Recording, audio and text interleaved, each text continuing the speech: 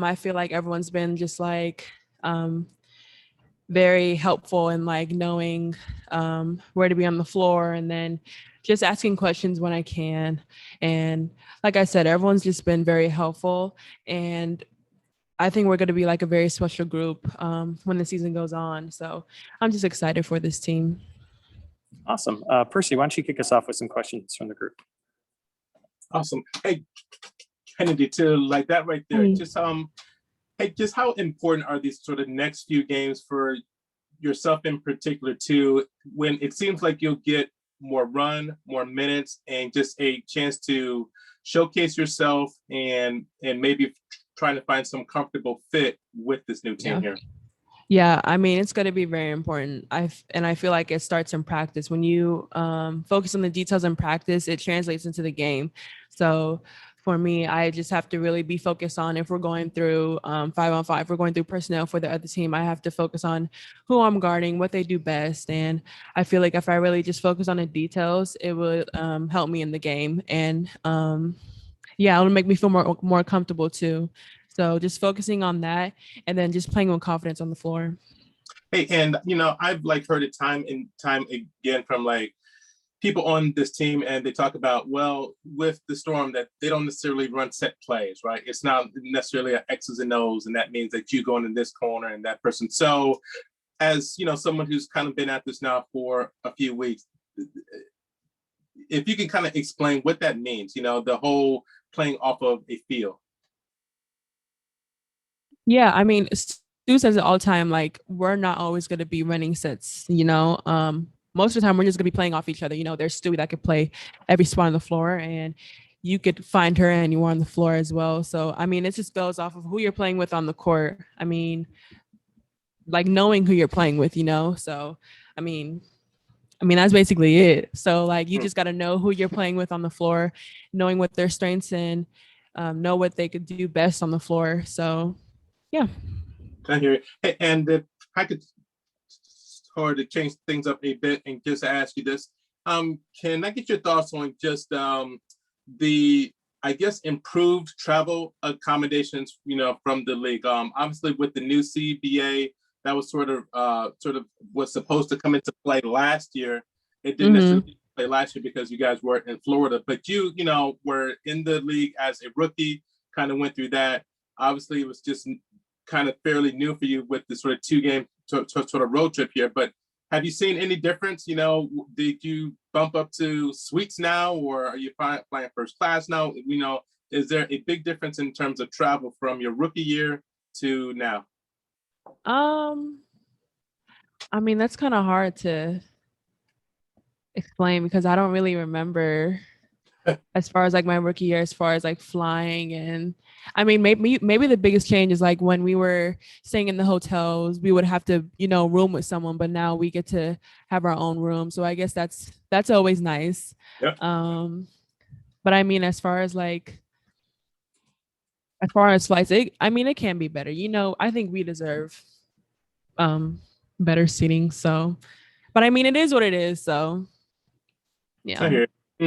And think just this last thing for me here, just on the year anniversary of George Floyd's passing here, has there been much discussion within the league as to how you guys are going to go forward in terms of your social or the justice initiative? As far as our team, I don't think we haven't really talked about it yet, but as far as for tonight's game, we're going to have a moment of silence just to, recognize George Floyd. And I feel like that's always going to be something that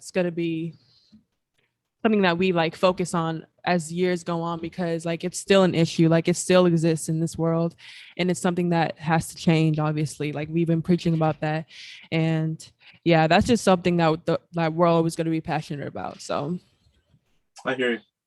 Thank you, Kennedy. Appreciate it. Thank you. Thanks, Percy. And Kevin, welcome to Seattle, and go ahead with your questions. Thank you. Coming from SoCal.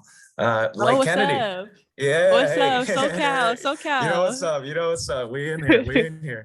I hate to change the tone from something cool to a little bit more serious here. Okay. But I'm sure you've heard about it. A lot of people are talking about the situation. You guys are playing the Connecticut Sun tonight. They won't have their head coach because of these comments he made during the game. And I'm wondering what your thoughts are on the entire situation. I mean, as far as the game, nothing changes. You know, we're still going to be playing a game regardless of the head coach not going to be on the floor with them. I mean, they're still going to be hungry to get a win, but like we're hungry too. So I think we're going to be really prepared for them. But yeah, I feel like there's going to be like no difference as far as like their attitude towards the game. I mean, if we were in the same situation, I mean, which we are, we don't have Dan right now, so we're going to be we're going to have to be focused as far as like both teams, you know, we're going to be hungry for a win. So just got to be ready.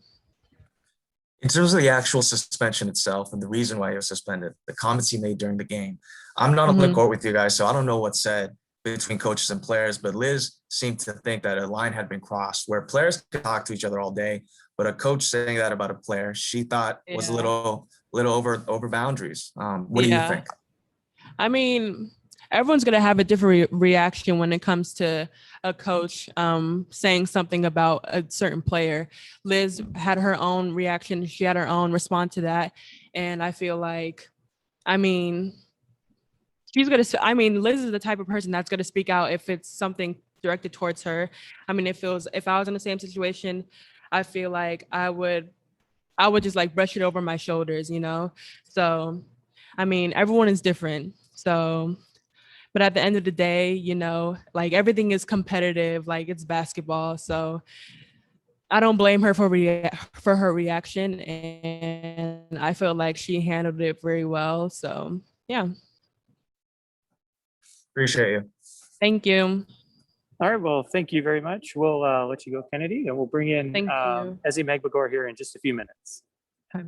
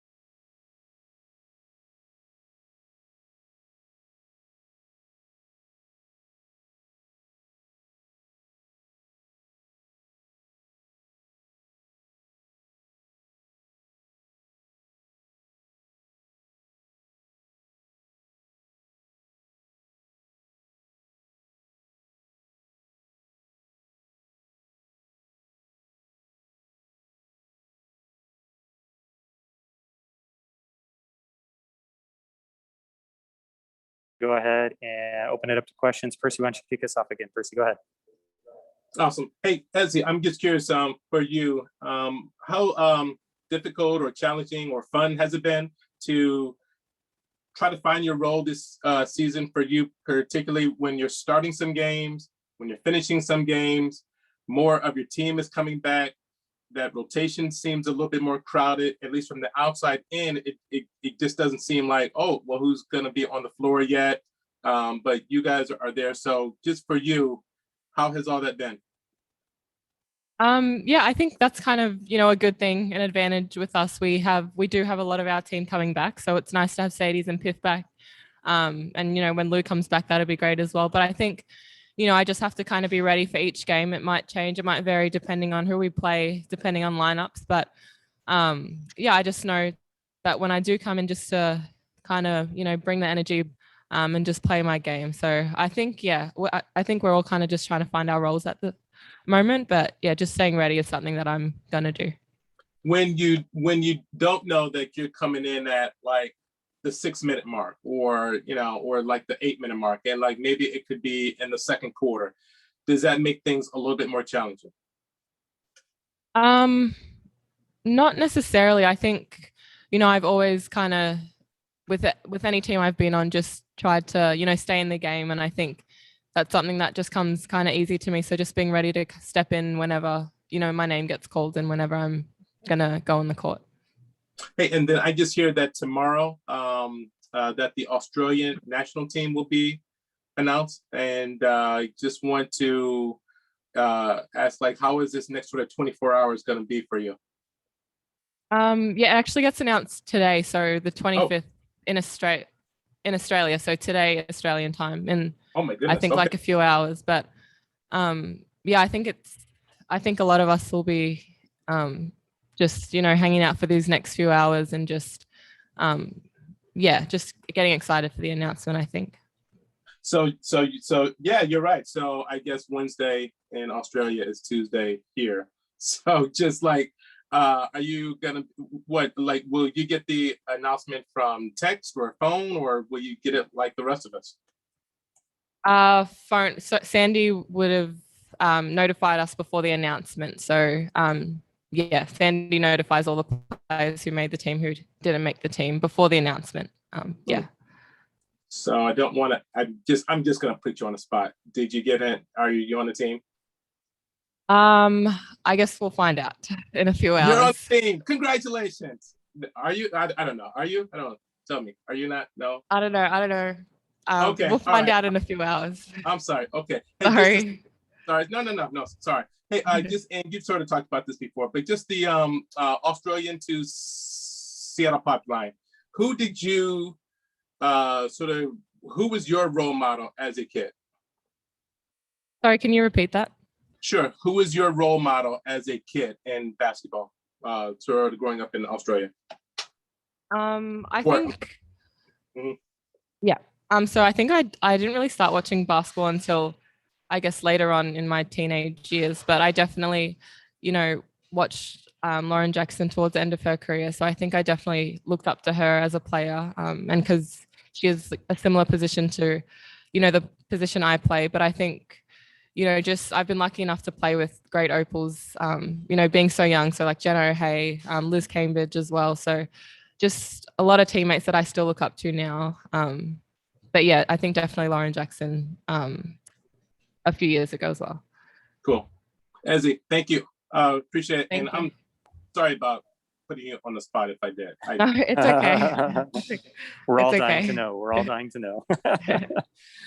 Kevin, go ahead, Kevin. Hi, Izzy. So speaking of Liz, with everything that's happened and with you guys playing the Connecticut Sun today, I'm hearing a lot of different takes from different people around the league, and I wanted to get your thoughts on the entire situation. What situation? Sorry. So head coach of the Sun suspended for making some comments on the court in the middle of a game about Liz speaking up about it publicly, him getting that 1-game suspension, and him coming out and apologizing for it. And it looks like he was taking kind of some accountability for what he said. But I've heard some players saying everyone's going to kind of take it differently and digest it differently. And Kennedy just said Liz is the type of person, she would speak out on a lot of things. She's just that type of person. It's a very complicated issue, and I wanted to get your take, not only as someone who, like you just mentioned, you kind of looked up to her and her career, and someone who's played with her. Yeah, I think, like you said, it is a very complicated situation. And if I'm being honest, I don't know a lot about it. I kind of just, focus day by day with Seattle and with the Storm. I know, we do play Connecticut tonight. So I guess that's the only association I have with that topic. But yeah, just looking forward to the game tonight. I appreciate your honesty. Thank you. Thank you. Thanks. All right. Well, thanks everybody for joining us. We'll be back. Coach Klopp will be on with us tonight at 5:45 for the coaches pregame media availability. Thanks again, everybody, for joining us. Thank you.